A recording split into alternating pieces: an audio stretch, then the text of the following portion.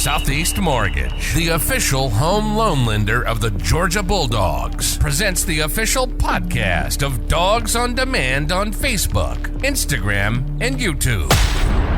On today's program, we'll give you the latest news from the world of University of Georgia athletics and more. And now, from the broadcast studios of Dogs on Demand, here's your host, Chris Hall.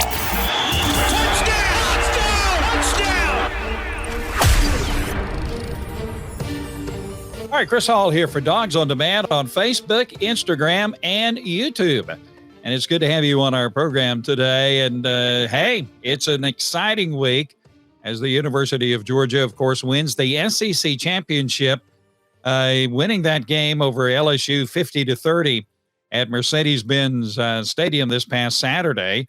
So all of Dog Nation is celebrating not only that win, but also the fact that Georgia is the number one ranked team in the college football playoff rankings that came out on Sunday. So Georgia's going to be taking on Ohio State, the Ohio State. We'll give them props from the Big Ten in that first playoff game in the college football playoff schedule. It's good to have with us today on our program former Georgia running back Richard Samuel. Richard graduated in 2011, finished his career 2012, had a stellar career at the University of Georgia, went on to earn his master's degree. Today he's in real estate, but he's a very vital part of Dog Nation. And Richard, it's good to have you on our program today, and welcome. Awesome. Yes, sir. Thank you very much, man. It's an honor to be in your program, be able to talk to you about Georgia football. Now, of course, Georgia now 13-0, going through the regular season undefeated for the second consecutive season. Amazing. Going undefeated in the SEC for the second consecutive season. Finally accomplishing this year what they could not accomplish last year, and that is winning the SEC championship game. So just give us your perspective. You know, this is an historic run for University of Georgia football. It's quite amazing to behold. These are the good old days, as a lot of people are saying, for the University of Georgia. So give us your perspective on the University of Georgia football program as it is today. It's amazing to see. Yes, last year we won the national championship, but we did not show that we were the SEC championship. We didn't win a championship of our conference. So being able to come in, win that this year, I mean, it's just icing that it's validation that, okay, the Dogs are the best in the SEC. And, you know, going forward, we're going to win the national championship again. Well, I believe we're the best in the country as well. So, like you said, I really believe these are the good old days. Undefeated consecutive seasons, undefeated in SC consecutively again. I mean, it doesn't get any better than this. Yeah, it's quite amazing, this run that Georgia is on. And, you know, you're a former player. You played in the big stadium at Sanford Stadium. You played in the SEC. It's, you know, the SEC is just tough. And then I tell people all the time, when you go on the road in the SEC, it doesn't matter who you're playing. If you're playing the lowliest of the low in the SEC, if you're on the road and playing in that other team's environment, it can be really tough. The SEC is tough. It's quite amazing that Georgia has accomplished what they have accomplished now and running the table for two consecutive seasons in the SEC. You're a former player. You played in the SEC. Just give us guys who've, you know, we've always been fans, but we were not on the field. Give us a little perspective on how hard that is to go undefeated in a league like the SEC. It's very difficult. I mean, like you said, every team comes and will give you their best every Saturday, home and away. I remember games we went to LSU. Kentucky, went to Vanderbilt, and they put up a good fight. Yeah, we ended up being the better team that day, but if we'd have messed up in any aspect of offense, defense, or special teams, the other team could have easily won. So the SEC is a drag-out fight every Saturday. Doesn't matter what team it is. They will fight, and they'll fight hard. There's no pushovers in the SEC. Yeah, and we can see that from my perspective, from the stands and in the press box. And but it's great what Georgia has done. So, and now we turn the page. We're in the college football playoffs. Now, the college football playoffs did not exist when you were playing. And of course, it's only been, there were national championship games, but those were determined by the polls. But what do you think about this college football playoff system? We have 4 teams now that have been selected by the College Football Playoff Committee. You have Georgia, of course, Michigan, and TCU and Ohio State. And soon into 2024, the college football playoff field will expand to 12 games. Give me your perspective on, the college football playoff system as it is now and as it will be in like 2024 and the years beyond. I like how it is now, and the difference from when I was playing to what it is now, it allows room to really see, you got your Pac-10, Big 12, you got the other conferences to come in the playoffs and really compete to see who earned that right to play in the national championship. Like you said, when I was playing, it was all voted by the committee and they just choose who plays. Well, now the choice is out of the votes in hands. Now it's in the hands of the coaches and the players. I like that aspect of it now. But I feel that it's going to water it down going to these 12 teams. So if you make it that wide, it waters down the intensity or the meaning of certain close games. Like, again, Tennessee beating Alabama or LSU winning, like certain games like that where it just rocks the entire college playoffs. Well, it's not going to rock it as much because, you can get 2, 3, maybe 4 losses and still get in. Yeah. Yeah. And you take a look at Kansas State, they would be in the 12-team playoff system because they are the champions of the Big 12 and they've lost 3 games. So I get your perspective. One of the things as I look at expanding toward the 12-team system is that now that Georgia has won the SEC championship game, they don't play again for another month. I mean, it'll be December the 29th or December 31st, rather, when Georgia will play again. And that's a long gap. You have Army, Navy next week, and then you have the Bulls begin to play. I've never really liked that long gap in there. Now, the 12-team playoff system, that's going to change that. You'll have those playoff games in there. So, you look at it from different ways. It is what it is. We'll just have to see how it works out. So let's talk a little bit about about the playoffs. Now, you have number 1 ranked Georgia taking on Ohio State. That'll be in the Peach Bowl. It'll be Saturday, December 31st, New Year's Eve at 8 p.m. in Atlanta at Mercedes-Benz Stadium. So, I know you love college football. You follow college football, of course, obviously. You know about Ohio State. Georgia opens up as a 6-point favorite over the Buckeyes. So just right now, as you look at this game, tell me about what you think about Georgia versus Ohio State. I think it's going to be a good game. I think it's going to be a good fight. Ohio State, I feel like they're going to come with a chip on the shoulder of a point to prove. I mean, they've always been high. They always play well. They always play on the pedestal. And I think that people are now overlooking them a little bit because against the game against Michigan. So I think that, again, it's top-tier football. They're going to come ready to play. They're going to come ready to knock off the number 1 team in the country. And they're going to put up a good fight. And I think that they're going to try to maximize and take this entire month to dissect Georgia and figure out where their weak points, offense, defense, and special teams, and they're going to try to build a play scheme around that to be able to maximize on Georgia's weak point. Yeah. We all like to play coach. I like to play coach. I'm constantly coaching the game from my recliner, though, the team never follows what I want them to do. But we all love to play coach.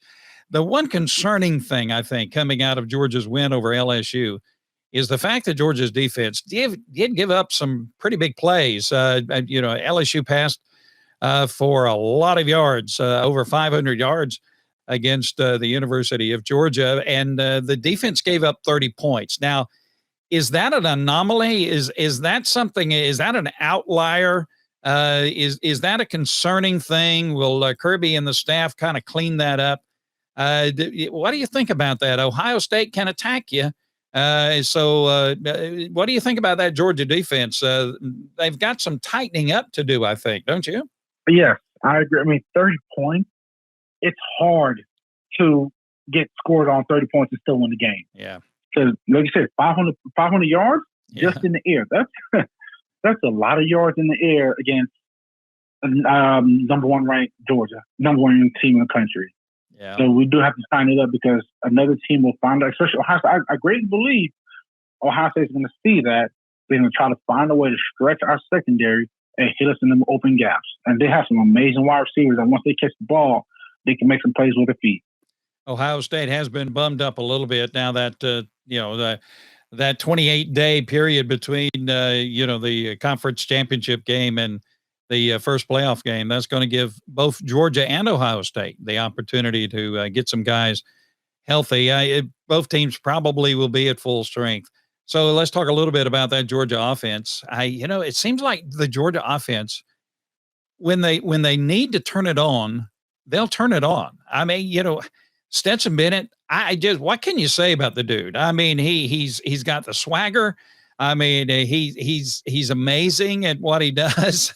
He doesn't care what anybody says about him, and he's got the talent to back it up. And so Stetson Bennett's doing great. You got it now. You played running back at UGA. You've got that stable of running backs at the University of Georgia. My hankering is for Georgia maybe to utilize, and I know they do, but maybe to utilize the tight end position a little bit more in the offensive scheme. But Todd Monken, he takes what the defense gives him.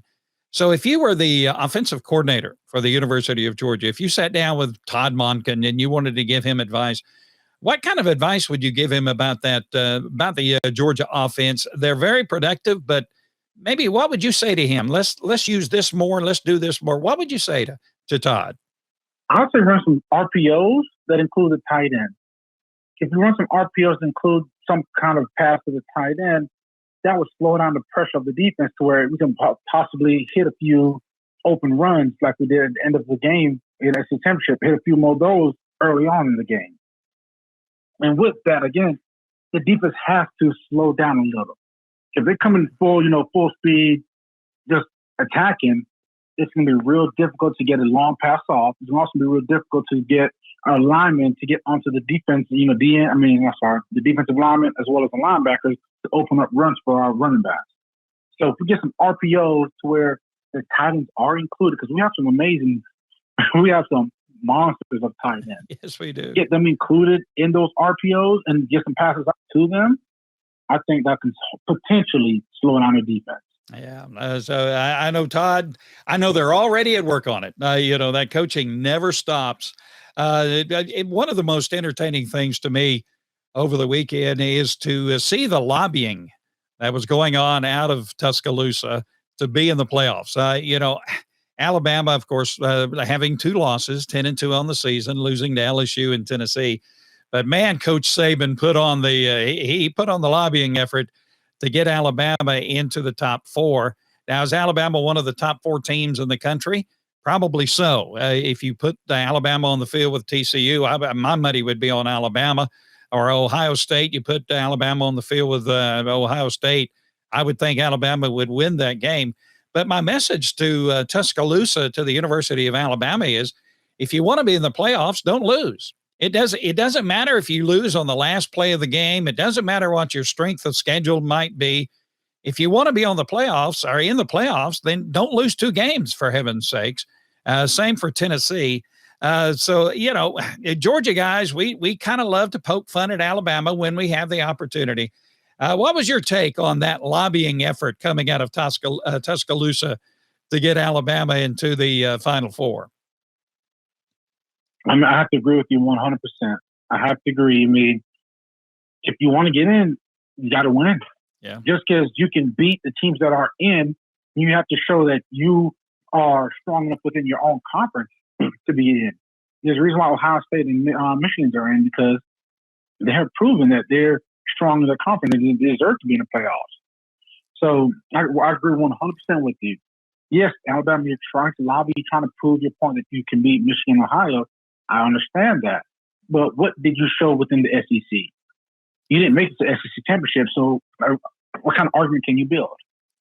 Yeah. And I admire Nick Saban. He was doing what he could do to get his team in. And, but I was thinking about, if Georgia was in the opposite position, I think Kirby Smart probably would have done some lobbying, but it wouldn't have been as intense as what Nick Saban pulled out. I just, yeah, his personality is different from Kirby. And I just was kind of thinking about that. Now let's talk about the other playoff game. Now you've got number 2, Michigan. Very strong team. Really dismantled Ohio State in that head-to-head matchup. You got Michigan taking on TCU. Now, this is going to be in the Fiesta Bowl. It'll be also on New Year's Eve at 4 p.m. Both of these games on ESPN, both of the playoff games. So you got Michigan taking on TCU. TCU, of course, losing the conference championship to Kansas State. Kansas State, very good football team. TCU is a very good football team. You've got Michigan winning the Big Ten championship over Purdue, going undefeated, as well as Georgia went undefeated. So what do you? That should be a very entertaining game. I think Michigan should win, but I wouldn't be surprised if TCU won. What do you think about that Michigan TCU game? Michigan went undefeated. Yeah, they're a great team. They're a good team. There's always something extra that comes from losing. Yeah. It might be a chip on the shoulder, or you might figure out your weak points to where you can make those stronger. There's always something that comes from losing. And I think TCU is going to dissect what they did wrong, as well as some of them players will have a chip. I mean, even the quarterback, he was, lobbying, crying, says, hey, he feels like his team deserves to be in, and they're in. So I think he's going to be the front runner saying, hey, we got in.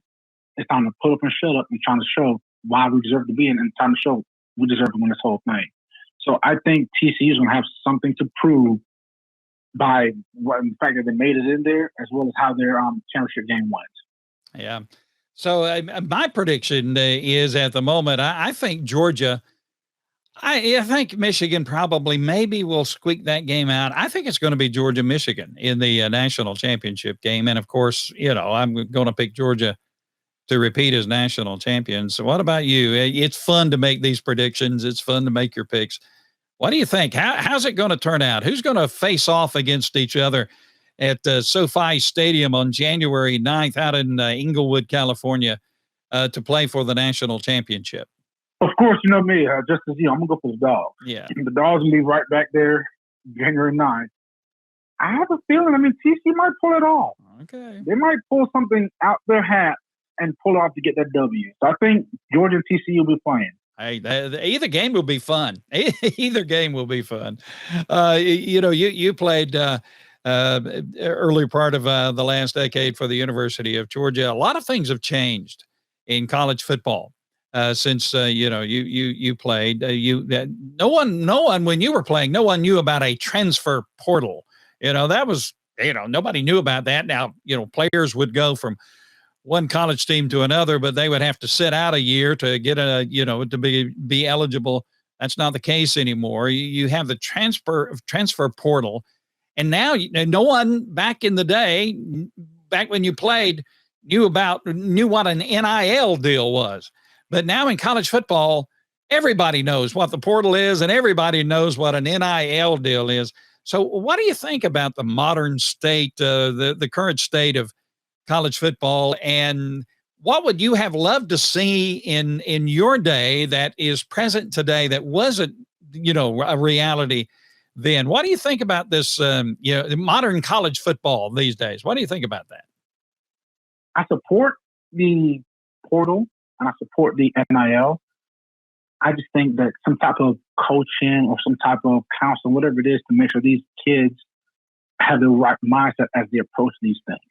Yeah, I think Georgia has really tried to, talking to some of the staff members on the staff, coaching staff at the University of Georgia, I think they've really tried to address, talking to these kids. All of a sudden they sign these NIL deals, and all of a sudden a lot of money is coming their way, and they're not used to handling that money.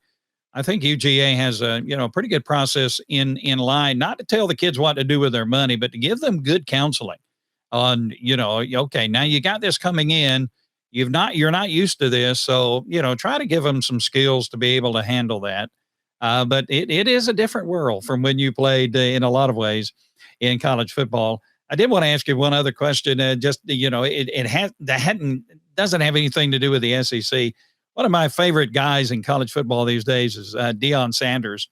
And now Neon Deion has carried his, himself out to the University of Colorado. And I was reading that already like 200 players have contacted him. They want to get in the portal to come to the University of Colorado. I really like Neon Deion, and he's a character, but he's got substance to him. Well, just thinking about it, what do you think about Deion Sanders going to the University of Colorado? Kind of interesting, isn't it? And I think it'll be a lot of fun. I agree. I think it'll be amazing. I mean, seeing him up there in D1, I'm excited to see what he does. But I think it'll be entertaining and interesting to see how he does. I mean, look at what he did at Jackson State. Yeah. He turned that program around. He put athletes. He instilled a culture there. Yeah. So him going to Colorado, I'm excited to see what happens. Yeah, that's going to be a lot of fun. Well, Richard Samuel's been with us, and we've been talking a little bit about UGA. We love our dogs, and it's amazing, 13-0, and Georgia taking on, of course, the Ohio State University. We got to wait a long time. I mean, it's after Christmas, and it's New Year's Eve, but that'll give the team some time to rest up. And, and somebody told me that, the games are actually, when Georgia plays a game, it's actually a little relief because the practices are so hard. You've got the offense playing against the number one defense in the country, and Kirby Smart doesn't hold back. They practice hard. So I'm sure Georgia's going to be ready to go when they take on Ohio State. Richard, it's good to have you with us. Merry Christmas to you and your family, and we look forward to talking to you again, okay? Yes, sir. Thank you so much for having me. Dogs on Demand would like to thank Southeast Mortgage, the official home loan lender of the Georgia Bulldogs, for sponsoring our program today. When the time comes to finance or refinance your home, make the smart choice and get your home loan from Southeast Mortgage. Your friends at Southeast Mortgage are ready to help you. Visit southeastmortgage.com/UGA today for more information. Be sure to visit Dogs on Demand on Facebook, Instagram, and YouTube, and our great interactive website, dogsondemand.com. Join us for our next program as we keep you up to date with the latest sports news from the University of Georgia and more. Until then, be safe and go Dogs.